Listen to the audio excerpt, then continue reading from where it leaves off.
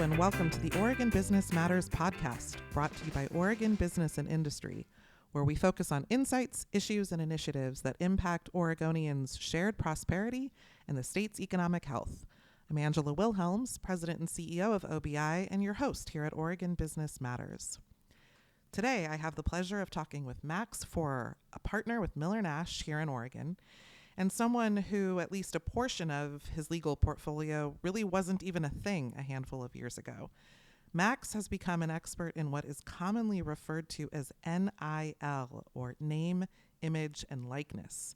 This is the seismic shift in collegiate athletics that bucks the long-standing premise that student athletes are amateurs and shouldn't earn money as a result of their position on a collegiate team.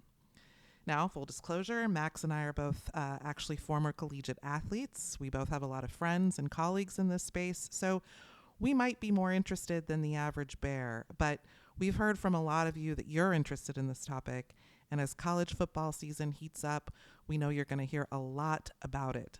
So regardless of your team, we know there's widespread interest, and we thought we'd dive in a little bit today. So Max, thank you for joining me, and we can save which team you're going to root for this fall till the end. I don't want to turn off any listeners too soon, but welcome to the podcast. Thanks, Angela. Thrilled to be here and talk about my favorite subject ever, which is NIL and college sports and high school sports. Yeah, I've got to think this has just become an incredible journey from an intellectual curiosity standpoint, a fascination standpoint. I mean, what a learning curve you've been on. It's been wild, and as a former athlete, and my wife is a former softball athlete as well, just seeing the change in the opportunities in an industry that didn't have any changes for over 50 years to the changes over the last 4 to 5 years have been just absolutely incredible. Yeah, well, let's get to it. So we're about to distill what's probably like 2 days worth of material into about a 30-minute primer. So to start, what at the most basic level for our listeners is NIL, and why do we have it now? Sure. So NIL, otherwise known as name, image, and likeness, is something that has been around forever. It's just really a right of publicity that everyone has. I mean, I have it currently. You have it. Anyone has NIL. It's just your name, image, and likeness, and you can license it and sell it to anyone you want if someone wants a license or sell it or provide money for that. The wrinkle in this is that the NCAA for years, 50 years, has prohibited student athletes from making money off of their name, image, and likeness, and candidly in a lot of other ways. And so what has happened is that NIL has been kind of almost considered as an industry, but really what it's referring to as the seismic shift of college athletes now able to get paid for their name, image, and likeness. And why that is so important is that an athlete, as they rise in their career, their name and their image becomes more valuable the better at their sport they get. And so therefore, their consideration, their profile becomes more valuable as that goes. And so that is where we're really getting into, where there's a lot of opportunities for endorsements and branding with these athletes who are on this national platform playing at their Division I sports. But long story short, NIL has always existed as a right, except for student athletes up until July 1st, 2021. Yeah, wow. Well, thank you. It's a good clarification. I think now we just kind of colloquially refer to it in the student athlete context, but you're right. It's a good level set to remember. It's not, the premise isn't new. It's the application here that's new. So I want to dive in a little bit because there are multiple paths for students to earn money, and I think sometimes they get pooled together in this bucket, but I want to dive into each and have you explain to listeners what those are, so that we can kind of sort this out in everyone's heads. So first, there's the pot from which schools can make payments directly to their student athletes. So can you talk about that bucket first? Yes. So you first have to kind of start with like this date, and let's talk about it from the House settlement. And the House settlement was a settlement of the Power Five conferences, including the Pac-12, with Plaintiffs' Council, which was that was a class action, and it basically agreed on a new set of rules and ways that institutions and the member institutions of the NCAA could interact with student athletes for their name, image, and likeness. And so that settlement was approved on June 8th, 2025 by Judge Wilkin. And after that date, schools were, and the NCAA updated their rule book. I think they changed it from like 600 or 700 pages to 400 pages, the NCAA manual. And since that date, schools can now pay directly student athletes for their NIL rights.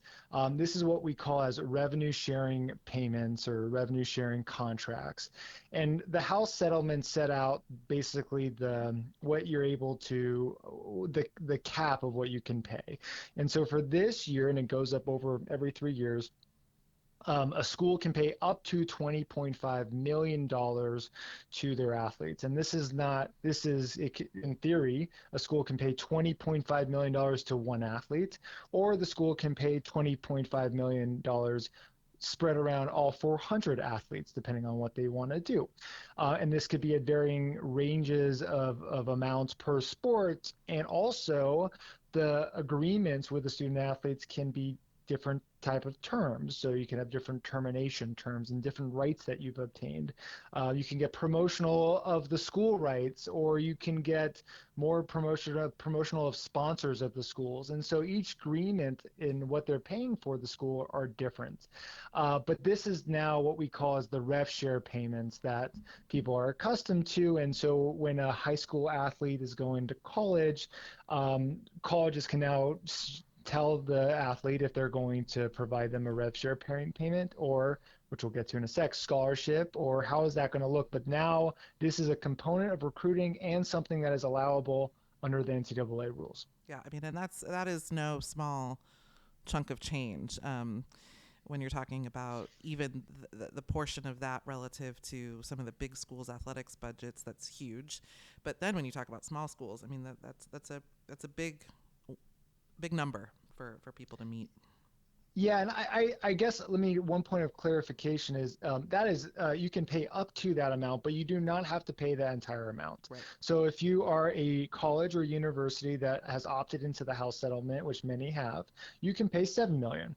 You can pay 5 million, and so it's just saying that is the maximum you can pay for college. But regardless, this is new money that the college or university would have to raise and obtain that has not, that's just new, and it's a substantial amount of money. So in that regards, everyone is going to have their own uh, difference. And one thing I'll also flag for those that are kind of curious, like, okay, well, if you don't have football, then how does that work? Well, you still are capped up to 20.5 million. So for a school like Gonzaga, for instance, they have now more money for basketball, women's basketball, and their other sports, where a lot of the schools, especially the football schools, that's where a lot of their rev share money is being allocated to. So you're going to see different schools maybe putting more money into certain sports than others, and based upon the new setup, they are absolutely allowed to, and you may see a different kind of regime change in some of the traditional sports that you'd know as, let's say, Alabama's very good at that sport. That may change into maybe Fordham or some other school that decides they want to be the best at cross country running. It's going to be interesting to see how everyone reacts. Yeah, that is an interesting detail in that. So then, okay, second, so we talked about rev share. Second, we hear about the collectives. What are those? Well, let's start there. Let's start with what they are. Yeah, so collectives, I think it was deemed by the media, but in part because when everything went into effect on July 1st, 2021, basically donors came together collectively, and they came and they create an LLC or a nonprofit or something where the focus of that organization is meant to help the school that they care about and their student athletes monetize off their NIL. And so collectives were born. And so why that name is a bit misleading is because they're actually just LLCs or businesses, but they are set up with a focus of only one school in mind, which makes them in the media's eyes and how people refer them as a collective. But that there's no different there's no different like registration for being called a collective. It's just that's how it's deemed by the media and then so on. So I think that's one piece of what a collective is. That hopefully that people can understand that there's now a difference. And one other thing, a lot of these collectives, the types of deals that they would do are very kind of in some ways circular, where money would come in to back to pay the athletes to promote the team. And so there would be true business situations, but a lot of it is based so much on focused on paying the athlete to participate so the athlete gets paid, but it's a lot less like a consumer good that someone's trying to just promote and make as much money as possible for profit. So like the goal of the business itself was to help create NIL opportunities for athletes, not so much as to potentially make a profit. Okay. So then I think that leads us into a third bucket, which are third party agreements, which might be more of what people think of as a traditional product sponsorship or something along those lines, if I'm not mistaken. So now let's talk about those, and you can explain it better than I can. Yeah, so I mean, basically, if you have a company, whether it's like a title company doing real estate, doing real estate deals, or you have a car dealership, or you're Nike or Adidas, you now can enter into an agreement with a student athlete and have them promote your product, whether and connect with your consumers, and that has never existed until these athletes would have become professional, which was a lot of revenue and opportunities that these student athletes weren't receiving. So now a student athlete can get rev share money. They can get money from collectives and getting paid through the collectives. But also just if they want a brand and sponsorship, they have a lot of engagement on social media. We found that even an athlete that doesn't play, who's a backup. I was a center. So let's say a backup center who has a mohawk that people love when he takes off his helmet. That itself could be an opportunity for a brand deal that would be a way to monetize and make money off your name, image, and likeness that wasn't ever there until over the last 4.5 years. So those are what some would call true NIL. And that is really where a lot of the focus is, and really I think a lot of the intent was when NIL went into effect was for student athletes to be able to monetize off of these third-party agreements in a way to really maximize off their athletic reputation and NIL while they're in school. Yeah, one of my favorite stories about this, and I don't know if he still has this agreement, but people may remember the gymnast from the Olympics, Fred Richard. Mhm.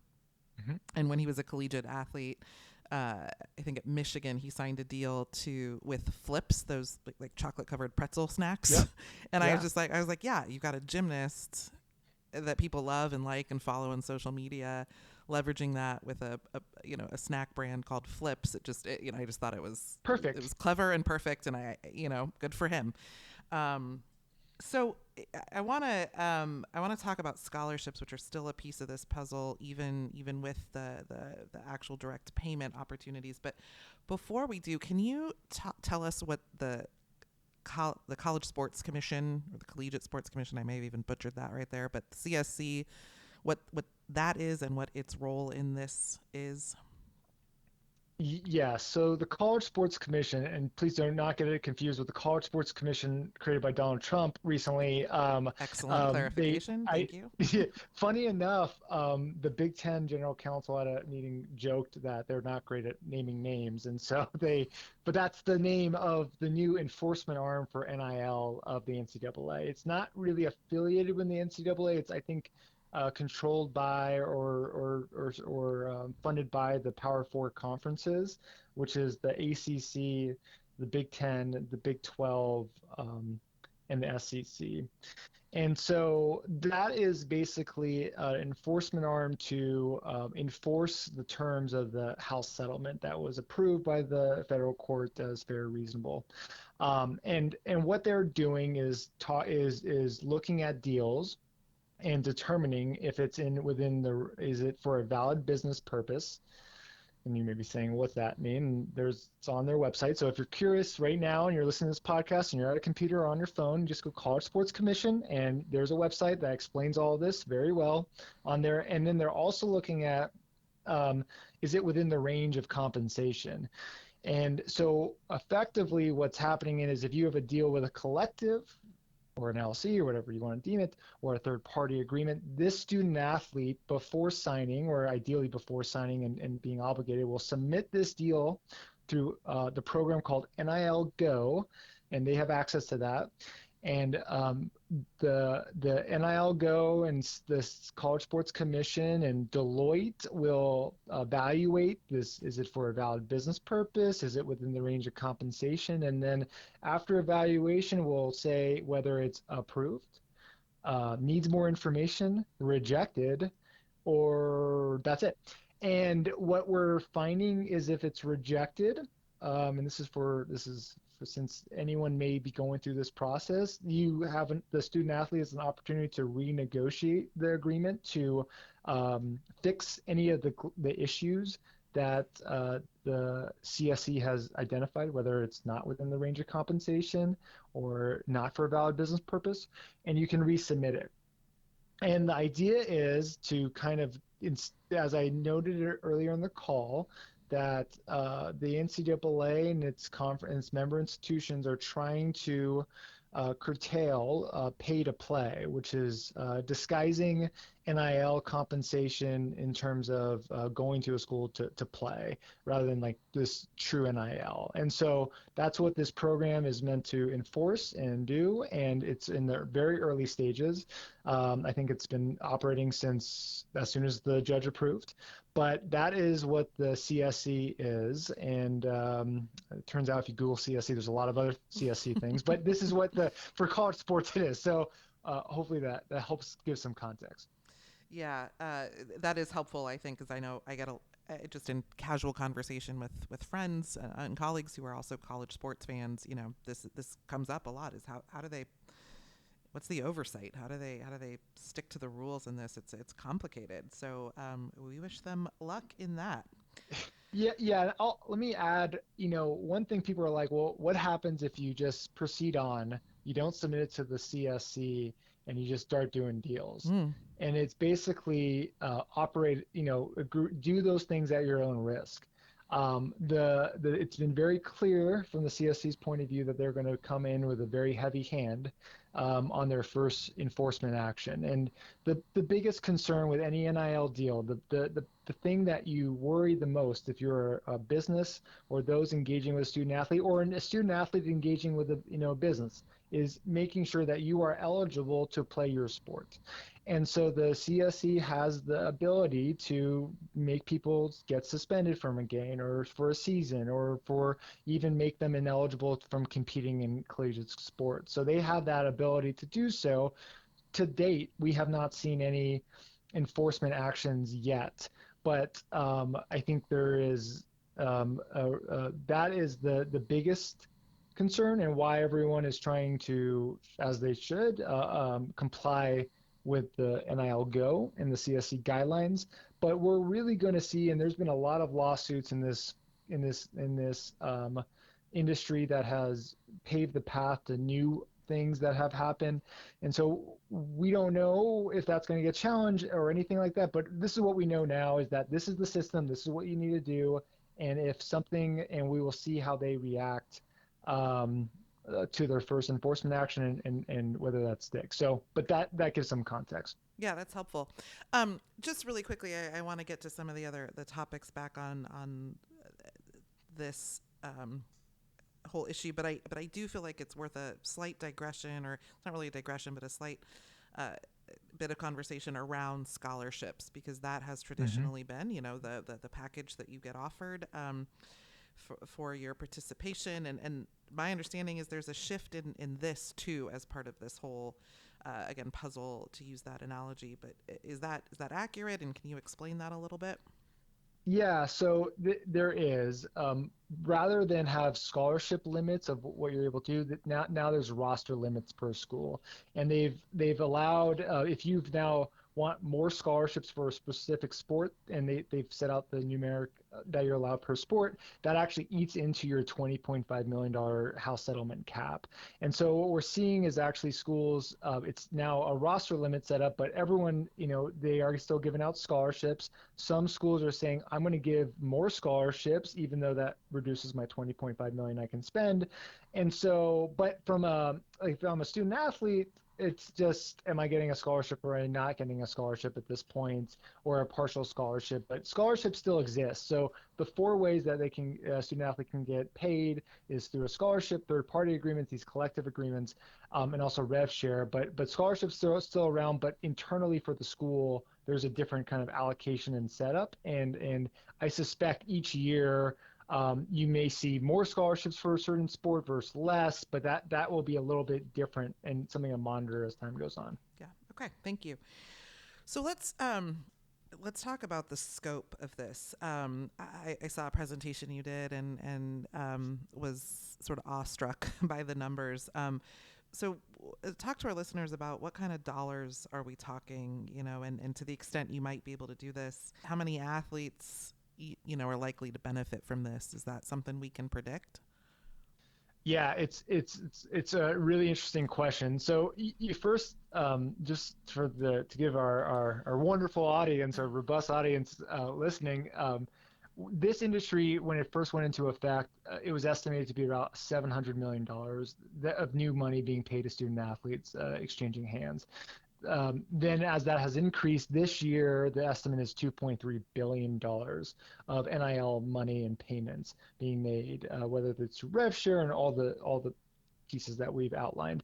And so we're seeing a lot of money that's getting paid to a lot of different sports, but you're seeing, like, I mean, football is getting a lion's share. This is publicly available. I mean, some institutions have said that they're going to allocate 85% to football and 10% to men's basketball. And so, I mean, we're talking about a student athlete who's 18 years old, may get paid $1 million for 1 year to be at an institution and for them to use their name, image, and likeness.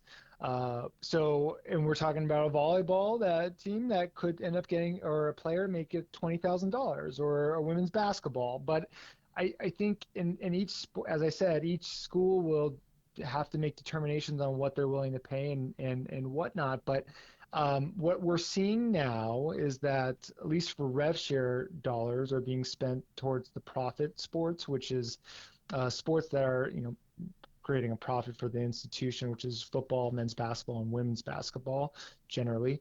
And then the rest of the sports may not get rev share, or may find other opportunities through other kind of sponsorship deals. But we're talking, it's just fascinating to see some of these athletes who, I played with them. I played with a lot of athletes at Oregon. That's a little giveaway, but the fact that they have these opportunities in college at a time that they typically wouldn't is incredible. But you're talking about seven-figure potential deals, or five-figure deals. Yeah, and I think I was going to ask you this, but I won't. I'll just make the comment, and we can let everyone stew on it themselves. But I think this is why a lot of people ask the question of what this means for those the other sports. I was a rower. I don't see a lot of people lining up to give big NIL money to rowing. But I think it'll be very interesting to see what this means overall and in individual schools for some of those other sports: swimming, gymnastics, track and field, tennis, etc. We don't need to dive into that. I'm not going to put you on the spot to predict or opine, but I think that's an interesting conversation a lot of people are Yeah. having and anxious to see. Yeah, Um, I think so too. yeah, one of the things you talked about the profit sports, and you talked about the lion's share of the money going to football, a men's sport, basketball, men's basketball, maybe a little bit to women's basketball as an emerging profit sport. Um, and another thing that comes up in conversation a lot is Title IX considerations. What's the interplay there? Do we know? Is that an emerging body of law or something you expect to be on the table a little more? Yeah, Title IX is well, it's a fascinating area of law that is incredibly dynamic. It's also dependent in some ways. The law itself isn't dependent on the administration, but the enforcement of it is. So to kind of scale back, in our past administration, it was a robust Office of Civil Rights that was very involved in Title IX and reshaping some of the regulations there. Since then, since the Trump administration has come in, they have done away with a lot of that. The Department of Education is much smaller than it was.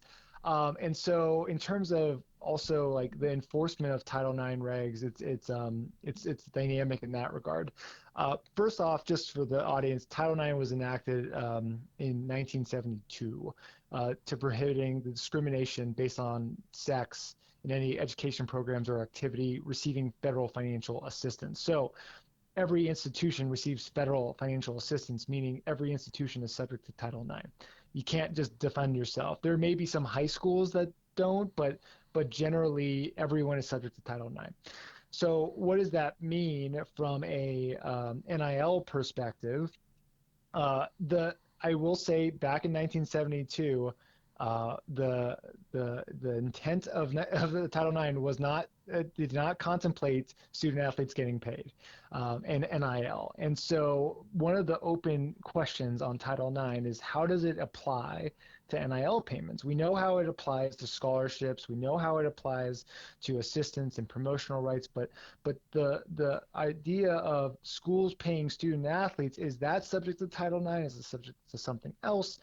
And that has been a gray area. It's just been a gray area. The past administration came out with basically a rule sheet that wasn't verified or going through the proper rule channels, but just came out with something of their thoughts that it does apply to Title IX. It was quickly rescinded by the Trump administration. So we are left now with are the payments by institutions to student athletes subject to Title IX? And if the answer is yes, in what capacity? Is it paying the rev share money equally? Is it paying the same amount of women's athletes versus male athletes? Is in terms of how they're using their NIL? I think there's a lot of open questions on this, but the short answer is that no one really knows until the courts get involved in this. And there's some cases that are floating around, but it's going to be something that we're going to have to wait and see and how it applies.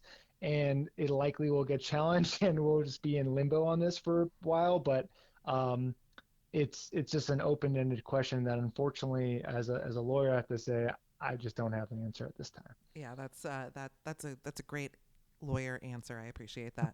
time. But that actually brings up one of the final things I kind of wanted to just touch on is, this all happened really fast, and now we've got lawyers and accountants and compliance officers and school officials and administrators. And I was an administrator at a university for a while. This is a lot of work. And so it feels like there's now this niche industry where agents and agencies are now they have their, whole new departments targeting this. And how is that growing up? And is there, just talk a little bit from your perspective as a service provider in this space, what that's been like from a kind of, new industry popping up.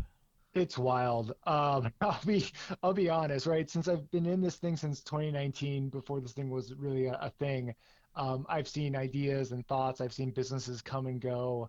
And some things, people have great ideas on how to provide services, but it's just too early, and then it's just goes away. One thing I'll flag is that I've seen a lot of cuts happen at college institutions recently. I think even Oklahoma and USC have cut a lot of staff. I suspect a lot of these institutions, and I know they are, they're farming out some of this work that we're talking about, the third party contractors. In part, I anticipate just to get their, get it going and figure out and assess and figure out what to do next.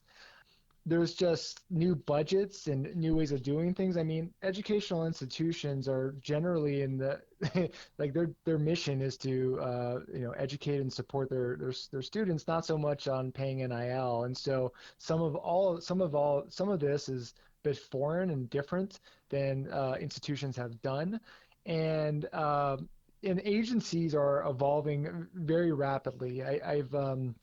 It's funny, when this industry first started, it was just agents who would take on a couple of college athletes on their pro athlete group, and now you're seeing agencies literally create a whole division of college and trying to grab as many as possible for leverage purposes, right? Because the more athletes they have, the more they can guide them to certain schools or places that they want. So I mean, it's growing. I think a lot of people have a lot of great ideas, but sometimes it's not the right time, and uh, it's just we're really in like the second inning. I think it was like last year where I felt like we're in the first inning. Well, now we're in the second inning, and there's just a lot to be done to see what happens. Like, will a federal bill get passed that preempts all state law? Will state laws continue to emerge? Will you start seeing the CSC get more intense in its enforcement of these agreements? Will everyone start, falling in line, and will member institutions stop suing the NCAA or each other? I mean, currently there's a lawsuit of Wisconsin suing Miami because of tampering and poaching a Wisconsin player to go to Miami. So, I mean, we're just like, there's so much going on, but there's also, that means there's rife with opportunity because of new systems and softwares and a lot of money entering to the market. So it's just there's a lot of things going on. Yeah, I mean it's billions to the athletes this year, as you mentioned, and then a whole lot goes into just facilitating and administering that those billions. So it's I think it is probably a very wild ride for you and others who are involved. It's going to be a wild ride for some time, I think. And I appreciate you taking the time to walk our listeners through and me through some of this background. It's fascinating as a sports fan, as a former collegiate athlete, again, to just see this again, seismic shift. It's people have a lot of questions, and I appreciate the fact that you and your colleagues at Miller Nash and other firms in the area are digging in and trying to figure it all out. Um, so you sort of alluded to it, but I got to ask before we go. Some people are going to probably recognize your name, but do you want to say who you're rooting for this fall? I think so. I listen. I'm a fan of sports. I'm a fan of watching, people and athletes that dedicate their whole life to the sport to try to be the best at it and compete with other people doing the same exact thing. But yeah, I'm a former Oregon Duck football player. My last year was when we lost to Auburn in the national championship. So please do not call me and talk to me about if Michael Dyer's arm is down or not. His arm was down, but that's not how it got called. So I'm rooting for my Ducks, but I got to tell you, I'm a fan of all sports. I'm a fan. I've had best friends that played for the Beavers. In fact, my two high school teammates, Ryan Katz and Cam Collins, both played for Sure.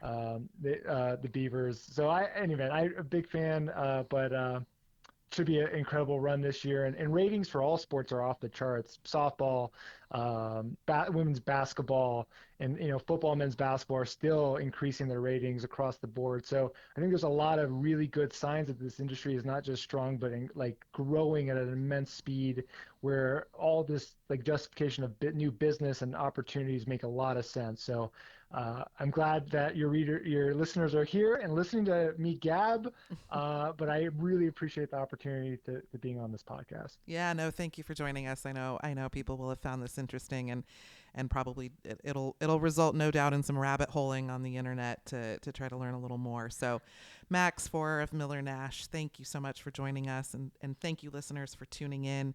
The Oregon Business Matters podcast is a production of Oregon Business and Industry, and episodes can be found on all of our top podcast platforms. For more information about OBI and the work we do to advocate for Oregon's business community, please visit OregonBusinessIndustry.com. Thank you so much.